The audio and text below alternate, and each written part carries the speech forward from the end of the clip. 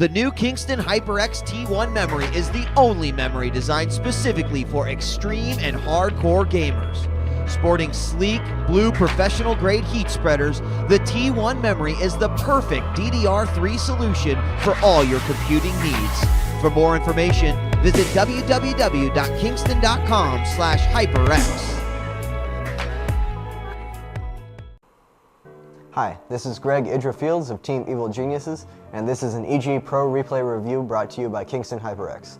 We're going to be analyzing a replay of me versus QXC from MLG Dallas. This is the second set on Xel'Naga Caverns. Here we have me as the blue Zerg at the top right, and QXC as the red Terran at the bottom left. This is Xel'Naga Caverns. It's a map that it has a very, very vulnerable expansion. That's really the biggest feature of the early game here. You can really be attacked from 3 different ways all along this big arc.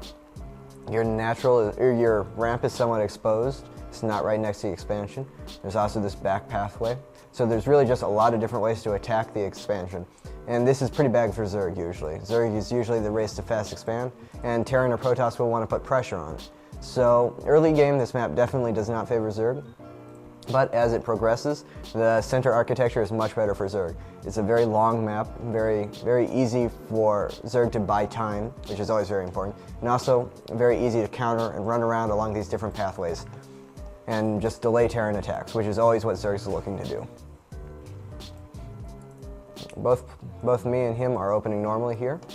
Him just going for a quick scout after supply depot, probably going to try and block my expansion. And I am going for a 14 hatchery, hatch first expansion if I can add. He started his barracks, he'll be getting his gas soon, I believe. Given that QXC has always been a big fan of Reactor Hellion expansion, he probably does it this game. It's a very good map for that. As I said, Natural is very exposed, and Hellion Harass is a good way to take advantage of that. I saw his SC was going to be here in time, so I just went gas and the Speedling opening, as I knew I wouldn't be able to put down the hatchery with his SCV there. And there goes his gas. His barracks is nearing completion.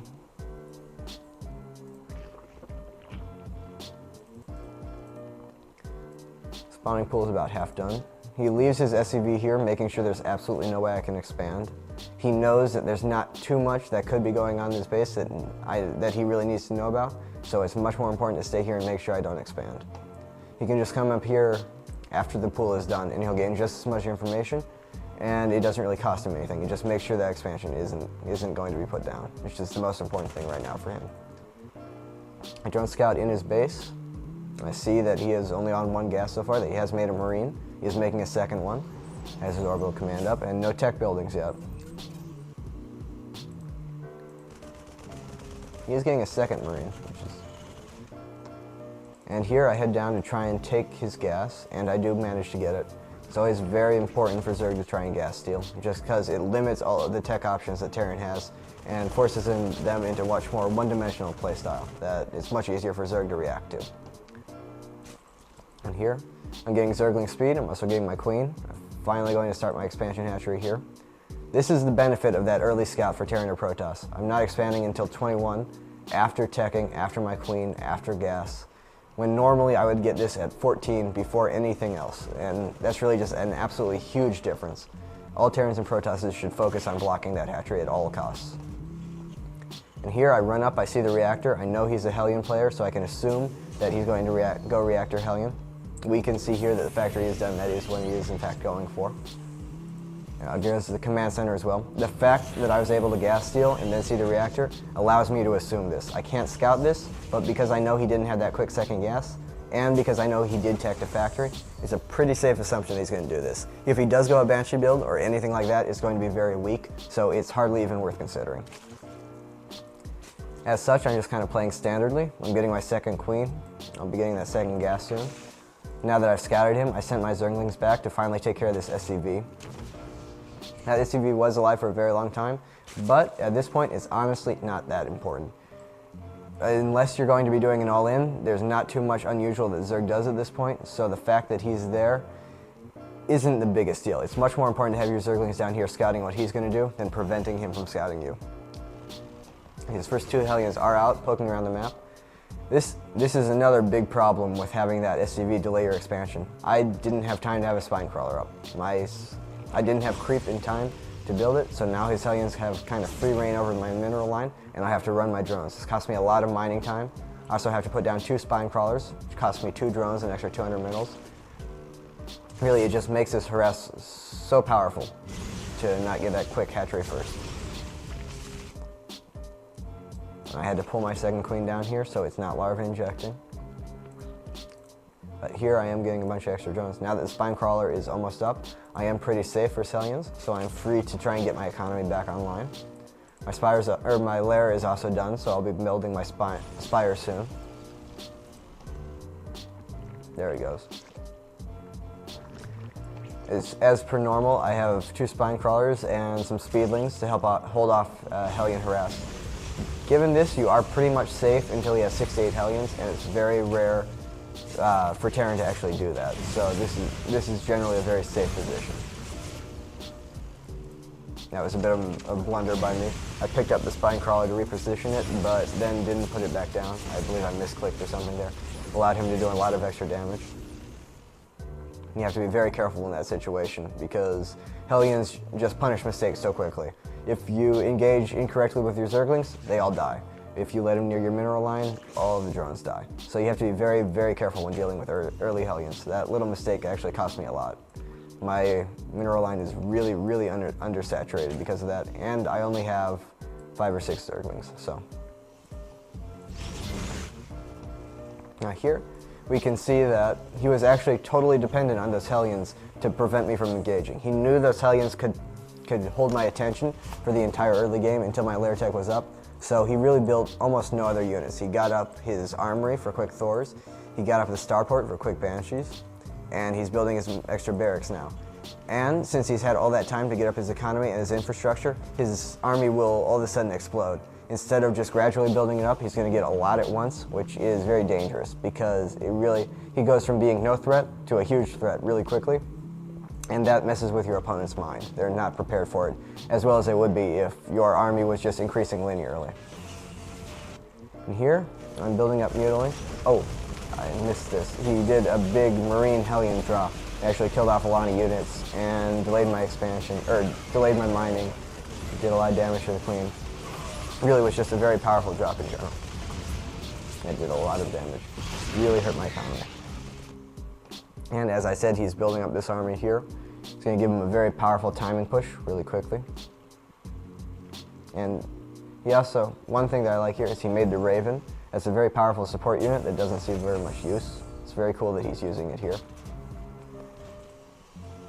This is the one weakness of this build. He's invested so much in that infrastructure and this timing push that he does not have many SCVs. He absolutely has to do damage with this push. That's something to keep in mind.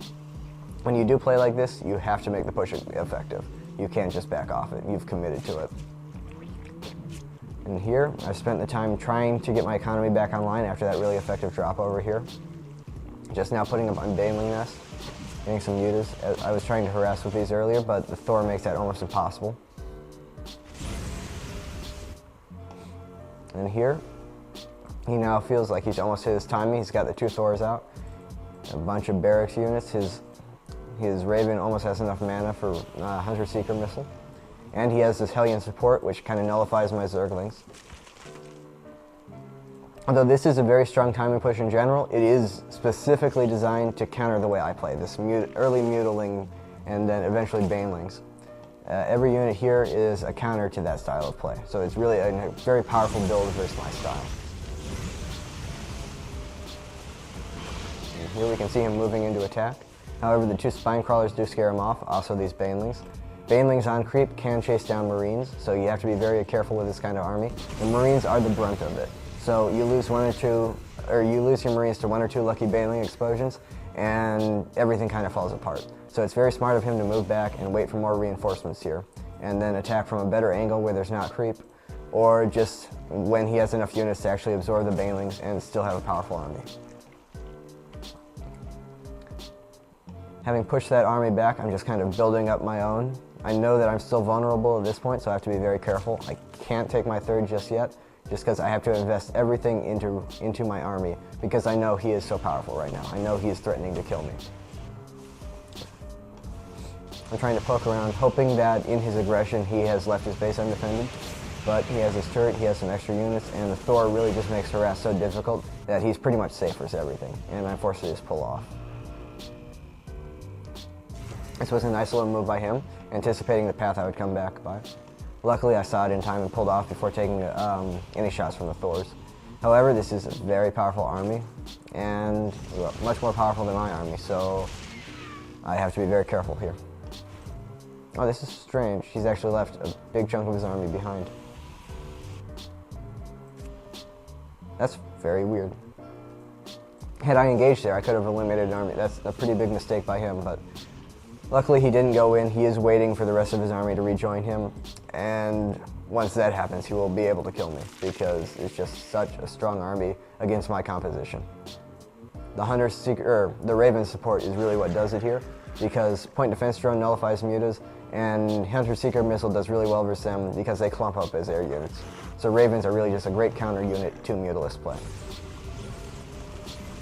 And here I try to come around from behind because a lot of the times Terran players will use this to create a wall, have their Thors here and the support units back here. I was hoping to catch him off guard.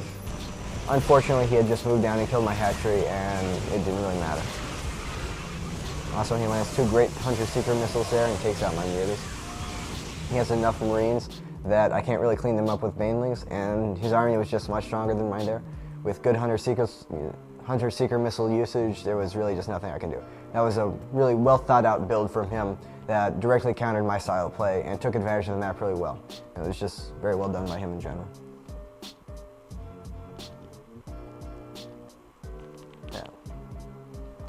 This has been an EG Pro Replay review brought to you by Kingston HyperX. For more information on Kingston and its HyperX line of products, visit kingston.com/HyperX. And for more great StarCraft II content, visit the Evil Geniuses team website at www.myeg.net. The new Kingston HyperX T1 memory is the only memory designed specifically for extreme and hardcore gamers. Sporting sleek, blue professional-grade heat spreaders, the T1 memory is the perfect DDR3 solution for all your computing needs. For more information, visit www.kingston.com/HyperX.